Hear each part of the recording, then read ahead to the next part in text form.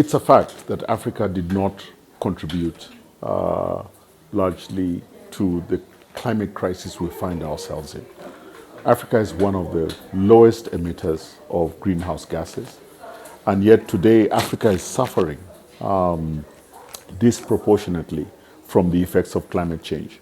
We are seeing floods, we are seeing drought. Right here in Kenya, we are experiencing drought. And,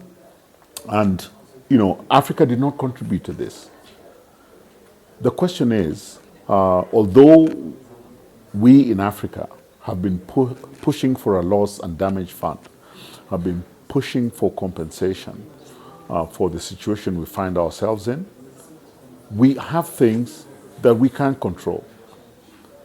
We have things that we can do to get us out of this situation. Kenya is already a country that is a leader in renewable energy. More than 90% of our energy comes from renewable sources. We can use that to attract green manufacturing from countries that are high emitters, because the tax regimes in those countries will not allow them to produce economically in the near future.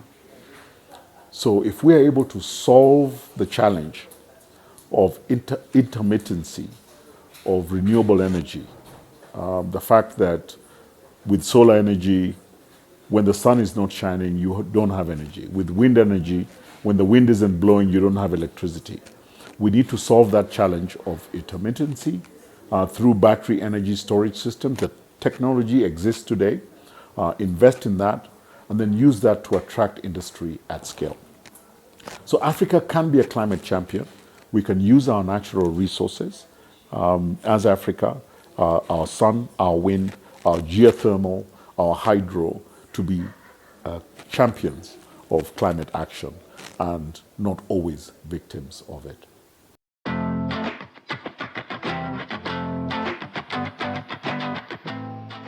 So today, Africa is a very small recipient. It's a recipient of a very small amount of the global resources that are available for investment in renewable energy. All right? I think it is estimated that less than 3% of the global capital flows that are going into energy projects come to Africa. So we have huge potential. We have huge potential, and I think that we need to organize ourselves in Africa at a national level, but also at a continental level, to attract this private sector investment. The private sector invests where they have some level of certainty about return. Okay? The private sector invests in a place where there's regulations, there's rule of law, there's an enabling environment.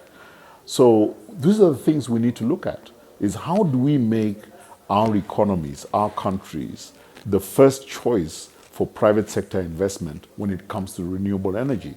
We already have the natural resources. They're here. They're in abundance. But we need to organize ourselves in a way, package those opportunities that the private sector can assess them, and then make decisions about investment. So we do have a lot that we can do to control that.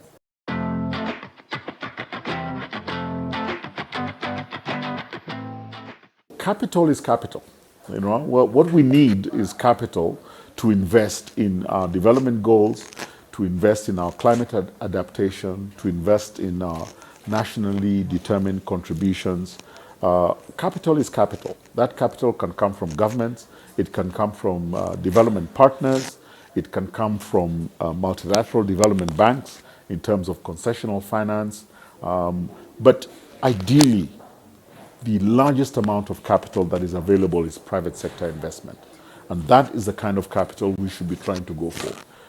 All the other capital that I talked about, bilateral development partners, our friendly neighbors in the global north, that is in the hands and the control of other people outside Africa. Let us focus on what we can control. And we have a lot that we can control. Let's look at how we can control that to our benefit.